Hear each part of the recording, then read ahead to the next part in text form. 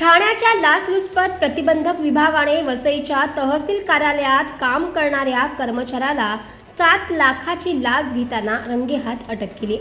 अनधिकृत बांधकाम पाडू नये यासाठी 7 लाख रुपयांची लाच मागण्यात आली होती। अनिल प्रभाकर चौबल असे या काम करणाऱ्या कर्मचाऱ्याचे नाव आहे। या प्रकरणात अप्पर तहसीलदार विनोद धोत्रे यांचाही सहभाग असून सद्यस्थितीत ते फरार झालेत।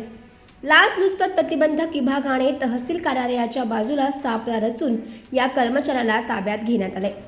त्याची चौकशी सध्या सुरू आहे। याच वसईच्या तहसील कार्यालयाच्या बाहेरून आढावा घेतलाय आमचे प्रतिनिधी निलेश महाडिक यांनी।